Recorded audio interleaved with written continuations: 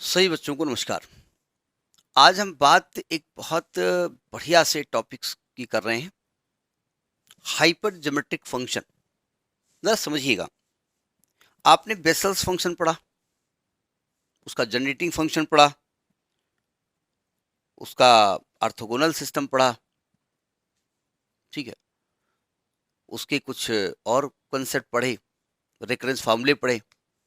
उसमें क्या था कि एक टाइप की डिफरेंशियल इक्वेशन थी। उस डिफरेंशियल इक्वेशन को बेसल साहब ने सॉल्व किया और सॉल्व करके एक सीरीज सोल्यूशन बनाया। उसको बेसल्स कह दिया गया। तो एक दूसरे मैथमेटिशियन आए, लेजेंडरी साहब। लेजेंडर ने कहा नहीं, मैं एक नया डिफरेंशियल इक्वेशन दे दिया। वो नए डिफरेंशियल इक्वेशन को सॉल्व किया, उससे जनरेटिंग फंक्शन बनाया, उससे जनरेट किया, फिर उसका रिकरेंस दिया। इसके बाद एक गॉस साहब आए।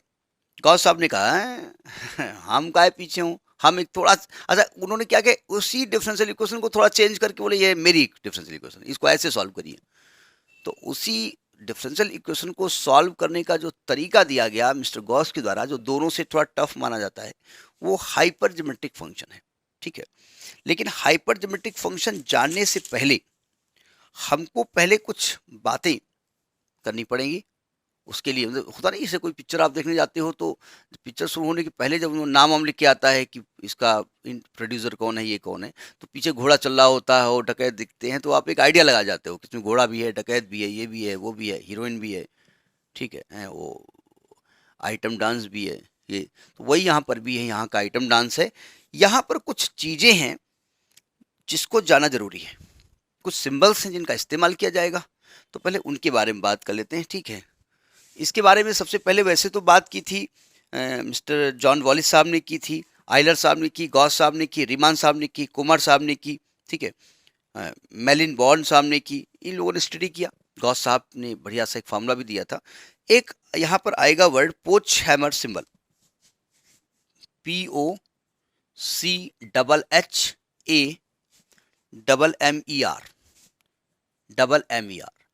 पोच हैमर सिंबल। देखिए एक्चुअली में सिंबल है। देखिए इसको ये पोछा मार नहीं है, पोच HAMMER। ठीक है। बहुत लोग पढ़ते हैं, बच्चों ने पढ़ा पोछा मार। खैर पोछा वाली जो थी एक एक मैथमेटिशियन के यहाँ आती थी, तो उसने भी फार्मूला बना दिया। ये नहीं है। ठीक है। पोच हैमर सिंबल मतलब एक सिंबल को लिखने का तरीका। ठीक है। तो उसको लिखा जाता है अल्फा सफिक्स में एन बना दिया जाता है ब्रैकेट में। ये लिखने का तरीका है, यही तरीका है Pochhammer symbol, alpha suffix n. और इसकी वैल्यू होती है alpha into alpha plus one into alpha plus two up to alpha plus n minus one. बस कुछ नहीं है, यही है alpha plus n minus one.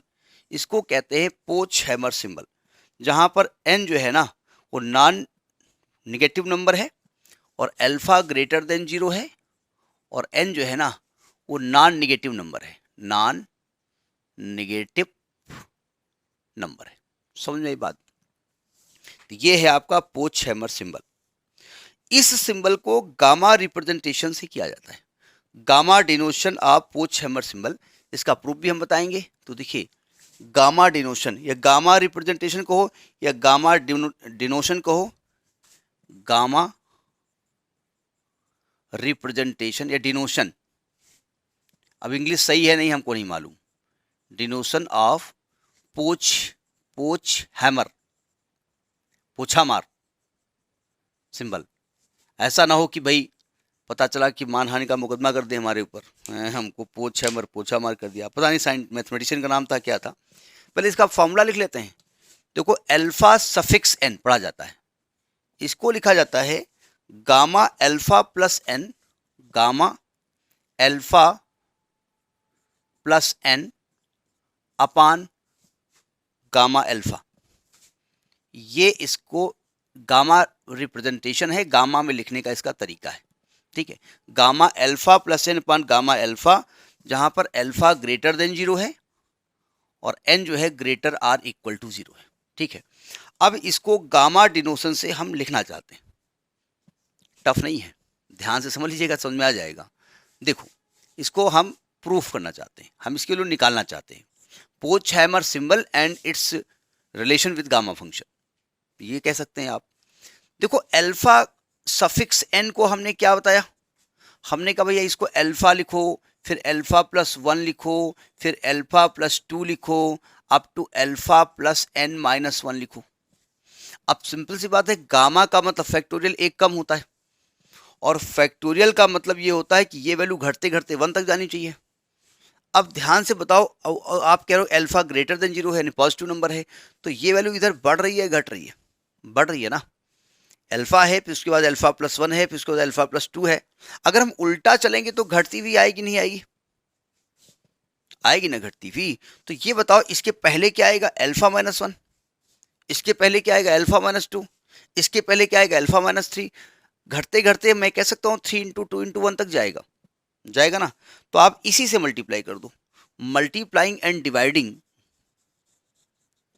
हम चूंकि इसको घटा घटा के 1 तक लाना चाहते हैं, मल्टीप्लाइंग एंड डिवाइडिंग, जो मल्टीप्लाई करोगे डिवाइड करना पड़ेगा, dividing by alpha minus 1 alpha minus 2 up to 3 into 2 into 1। हम इससे इसको मल्टीप्लाई और डिवाइड कर रहे हैं, ठीक। ये डिनोमिनेटर में भी लिखना पड़ेगा, इसीलिए हमने लिख दिया। तो अल्फा सफिक्स एन को क्या लिखा जा सकता है, देखो अब हम थोड़ा एडजस्टमेंट करेंगे, हम मल्टीप्लाई डिवाइड कर जरूर रहे हैं, हम थोड़ा एडजस्टमेंट करके लिखना चाहते हैं। ये भाई साहब लिखे हुए हैं, अल्फा लिखे हुए हैं, अल्फा प्लस 1 लिखे हुए हैं, अल्फा प्लस 2 लिखे हुए हैं, up to alpha plus n minus 1 लिखे हुए हैं। हमने क्या किया, इसके पहले मल्टीप्लाई अल्फा माइनस 1 से कर दिया, अल्फा से एक कम, इसके पहले अल्फा माइनस 2 से कर दिया, एक और कम, घटते घटते 3 इंटू 2 इंटू 1 तक किया। कोई दिक्कत भाई, है तो मल्टीप्लाई ना, ये तो उल्टा मल्टीप्लाइंग है, सीधा मल्टीप्लाइंग थोड़े हमने लिखा है। और अपान में क्या लिखा हमने, अपान में भी सीधा लिखो, चाहे अल्फा माइनस 1, इसके बाद alpha minus 2 up to 3 into 2 into 1। कैसी कही, ठीक बात कही। क्या मैं इसको, देखिए अल्फा प्लस n माइनस 1 कम होते होते होते होते 1 तक पहुंचा है, तो क्या इसको मैं factorial alpha plus n minus 1 नहीं लिख सकता? फैक्टोरियल यही तो होता है ना, 3 इंटू, अगर फैक्टोरियल 3 है तो 3 घटते घटते 1 तक जाए। तो अल्फा, भाई देखो अल्फा बढ़ते बढ़ते यहां तक गया है, यानी इससे बड़ा नंबर तो कोई है नहीं। तो अल्फा प्लस n माइनस 1 घटते घटते घटते घटते 1 तक गया है, तो क्या इसको factorial alpha plus n minus 1 नहीं लिखा जा सकता है?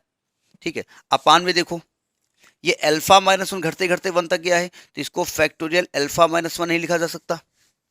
लिखा जा सकता है ना। तो ये है अल्फा सफिक्स n, इसको पढ़ा जाता है इज इक्वल टू। अच्छा, फैक्टोरियल और गामा में क्या रिलेशन होता है? अगर फैक्टोरियल 5 है तो गामा एक ज्यादा होता है ना, तो क्या इसको गामा अल्फा प्लस n नहीं लिखा जा सकता? गामा अल्फा प्लस n, और अपान में गामा अल्फा नहीं लिखा जा सकता है, तो क्या यह प्रूफ नहीं हो गया? तो क्या इसके बाद गुड नहीं लिखा जा सकता? वाह क्या बात, इसी को आपको प्रूफ करना था, ठीक। क्योंकि हमने पढ़ा है कि गामा n प्लस 1 जो होता है ना, गामा n प्लस 1 आपका फैक्टोरियल n होता है, या इसको हम n गामा n लिखते हैं, फिर एक कम और करते हैं n n minus 1 gamma n minus 1, घटते घटते 3 इंटू 2 इंटू 1 तक ले जाते हैं, याद है ना। अब ये याद होना चाहिए आपको भाई, आप पोछा मार नहीं, पोच हैमर सिंबल पढ़ रहे हैं, यानी कि आप थोड़ा बड़े हो गए हैं, तो थोड़ा सा बड़ी बातें करिए, ठीक। अब इसके कुछ और बातें कर लेते हैं, थोड़ा इंट्रोडक्शन दे ही दिया है, कुछ और बातें कर लेते हैं।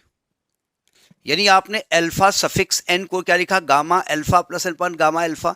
अगर मैं आपसे कहूं अल्फा सफिक्स 0 क्या होगा, तो आप n को रख दो 0, तो आप कहें गामा अल्फा प्लस 0, यानी अल्फा अपन गामा अल्फा, यानी अल्फा सफिक्स 0 की वैल्यू क्या होती है, 1 होती है। अगर मैं कहूं अल्फा सफिक्स 1 की वैल्यू क्या होगी, तो आप n को 1 लिख दो, तो आएगा gamma alpha plus 1 upon gamma alpha. Gamma alpha plus 1 कैसे सॉल्व होता है, alpha gamma alpha upon gamma alpha, ये भाई साहब कट गए, तो अल्फा सफिक्स 1 को 1 अल्फा लिखा जा सकता है। अगर मैं कहूं अल्फा सफिक्स 2 को क्या लिखेंगे, तो आप कहेंगे इसको लिखेंगे गामा अल्फा प्लस 2 अपान गामा अल्फा। कैसे सॉल्व करेंगे, यहां पर अल्फा प्लस 1 बाहर, अल्फा प्लस 2 बाहर, देखिए गामा n प्लस 1 को लिखेंगे n गामा n, ये लिखा जा सकता है। तो ये मैं गलत लिख रहा हूं, गामा n प्लस 1 को लिख सकते हैं n gamma 1, n gamma n। तो यानी कि इसको लिखा जाता है गामा, इसको अल्फा प्लस 1 लिख सकते हैं अपान गामा अल्फा। यानी ये इसको क्या लिखेंगे, अल्फा प्लस 1 बाहर, अंदर बचेगा गामा अल्फा प्लस 1, चलेगा, अपान गामा अल्फा। और गामा अल्फा प्लस 1 को क्या लिखेंगे, अल्फा बाहर, तो अल्फा प्लस 1 पहले है ही है, अल्फा बाहर और गामा के अंदर अल्फा, अपान गामा अल्फा, यानी ये कट गया। यानी इसको आप लिखेंगे अल्फा प्लस 1 इंटू अल्फा। आप बढ़ते हुए क्रम में लिखिएगा, हम चूंकि हमको सॉल्व करना है तो हमको ऐसे लिखना पड़ेगा। तो आप पहले अल्फा लिखोगे फिर अल्फा प्लस 1 लिखोगे। यानी अगर गामा अल्फा सफिक्स 2 है तो अल्फा जाते जाते 2 तक गया है, 1 तक गया है। अब सिमिलरली कर दो, अगर अल्फा सफिक्स 2 हम आपसे कहें, ये 3 आपसे कहें, तो आप कहेंगे alpha, alpha plus 1, alpha plus 2 आएगा। आएंगे 3 स्टेप। अगर अल्फा सफिक्स 1 है तो 1 स्टेप आया है, अल्फा सफिक्स 2 है तो 2 स्टेप आए हैं, अल्फा सफिक्स 3 है तो 3 स्टेप आए हैं। 3 स्टेप मतलब 3 टर्म लिखे गए, 3 ब्रैकेट लिखे गए हैं, लेकिन एक कम होता है। अगर अल्फा सफिक्स 4 आपसे कहें तो आप कहेंगे alpha, alpha plus 1, alpha plus 2, alpha plus 3। तो ये आपका पोच हैमर सिंबल को लिखने का तरीका होता है, ठीक है। अब हाइपरज्योमेट्रिक फंक्शन ऑफ वन वेरिएबल लिखा कैसे आता है, मेन होता है उसको लिखेंगे कैसे। सोल्यूशन तो मारो गोली, पहले तो होता नहीं कि कैसे अब घर में आपके जीजा आए और उनको कैसे खाने के लिए बुलाया जाए, अरे जीजा चल खाना खा लो, खा लेंगे, हाँ गुस्सा होकर भाग जाएंगे, ठीक है। तो हम हाइपरज्योमेट्रिक फंक्शन को लिखेंगे कैसे, बोलेंगे क्या, क्या उसको नाम देंगे, ठीक। तो देखिए कैसे लिखा जाता है इसको। देखो इसको लिखने का तरीका बहुत बहुत बहुत टेक्निकल है। हमने कहा हाइपरज्योमेट्रिक फंक्शन ऑफ वन वेरिएबल, इसको लिखते देखो कैसे हैं, F21 alpha beta gamma x, ऐसे बना देते हैं इसको। यहां पर x वेरिएबल है, x क्या कहलाता है, वेरिएबल है, x यहां पर है वेरिएबल। वो ध्यान से समझिएगा, थोड़ा सा लिखने का तरीका अजीब है। और जो अल्फा बीटा गामा है, चूंकि इन्हीं के टर्म में हमारा हाइपरज्योमेट्रिक फंक्शन आना है, तो इसको कहा जाता है पैरामीटर्स, पैरामीटर्स कहा जाता है, ठीक है। और इस 2 1 का मतलब ये होता है कि 2 पैरामीटर न्यूमरेटर में होंगे और 1 पैरामीटर डिनोमिनेटर में होगा। इसका मतलब होता है कि 2 parameters in numerator and 1 parameter is in denominator, ये इसका मतलब होता है डिनोमिनेटर। तो ये तो इसको पढ़ने का तरीका होता है, ठीक है। अब इसको लिखते कैसे हैं ये देखना पड़ेगा आपको। तो इसका अच्छा, इसका मतलब ये होता है, ये पैरामीटर्स होते हैं, इसमें अल्फा एन ऐसे लिखा जाएगा, अल्फा एन बीटा एन ऐसे पोच हैमर सिंबल लिखे जाएंगे। तो इसकी वैल्यू कैसे लिखी जाती है उसके बारे में बात कर रहे हैं। देखो इसको लिखा जाएगा alpha suffix n beta suffix n, यानी पहले के 2 सिंबल 2 पैरामीटर न्यूमरेटर में होंगे, अपान गामा सफिक्स एन एक्स की पावर एन अपान फैक्टोरियल एन। ये लिखने का इसका तरीका होता है हाइपरज्योमेट्रिक फंक्शन, ठीक है। और इसको सिग्मा लगा देंगे और एन की वैल्यू 0 से लेकर के इन्फाइनाइट तक कर देंगे, अपने आप एक सीरीज मिलती चली जाएगी, ठीक है। तो इसका एक सीरीज सोल्यूशन मिल जाएगा आपको। इसी के बारे में बात करनी है हमको, ठीक, नोट करें इसको। अब अभी तो हमने 2 न्यूमरेटर में बताए पैरामीटर्स, एक बताया डिनोमिनेटर में, एक वेरिएबल था, रहेगा एक ही वेरिएबल, ध्यान रखिएगा वेरिएबल एक ही रहेगा, डिफरेंशियल इक्वेशन एक ही वेरिएबल की होगी, ठीक है। ये जनरल में लिखा जाता है ऐसे, देखो लिखते कैसे, एफ एम एन ऐसे लिख दिया गया, ठीक है। और इसको लिखा हमने A1 A2 up to AM comma B1 B2 up to BN X, ये लिखने का तरीका होता है। MN का मतलब M parameters in numerator, N parameters in denominator. तो इसको लिखा कैसे जाए, अब प्रॉब्लम हम MN ऑलरेडी यूज कर चुके हैं, तो हम जो अल्फा सफिक्स n लिख रहे थे वो तो लिखेंगे नहीं, तो कुछ और लिख दो। तो इसका मतलब होता है A1 सफिक्स R, R लिख दो, क्या दिक्कत है। A2 suffix R up to AM suffix R, ये M पैरामीटर्स हो गए न्यूमरेटर में, upon B1 suffix R, B2 suffix R, Bn suffix R, x की power r upon factorial r sigma r varying from 0 to infinity. ये general hypergeometric function लिखने का general तरीका है, ठीक है। अब यहां पर m और n चेंज होंगे और उसका नाम चेंज हो जाएगा, तो कुछ नोटिंग लिख लिया जाए। एक नोट लिख देते हैं, नंबर 1, ये जो m और n है ना, अगर ये दोनों 1 हो जाए, if m is equal to n is equal to 1, मतलब एक ही आपका पैरामीटर न्यूमरेटर में है और एक पैरामीटर डिनोमिनेटर में है, तो इसको कुमर्स फंक्शन कहा जाता है। Then it is called Kummer's function. Kumar साहब ने इसमें कहा था, कुंवर नहीं है, कुमर्स फंक्शन, इसको कुमर्स फंक्शन कहते हैं, ठीक है। इसका दूसरा नाम है कॉन्फ्लेंट, CONFLUNT, कॉन्फ्लेंट फंक्शन, इसको कॉन्फ्लेंट फंक्शन भी कहते हैं, ठीक है। Confluent hypergeometric function, confluent hypergeometric function, HGF लिख दें, कोई दिक्कत, इसको कहा जाता है, ठीक है।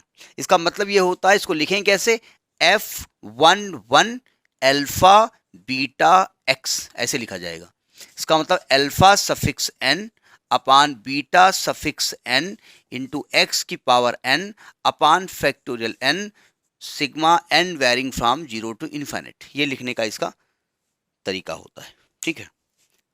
अब इसका मतलब इसको ओपन कैसे करेंगे, अगर हम ओपन करना चाहें तो इसको ओपन करो, देखो अल्फा सफिक्स 0 अपान बीटा सफिक्स 0 x की पावर 0 अपान factorial 0 plus alpha suffix 1 upon beta suffix 1 x की पावर 1 अपान फैक्टोरियल 1 प्लस अल्फा सफिक्स 2 अपान बीटा सफिक्स 2 x की power 2 upon factorial 2 and so on.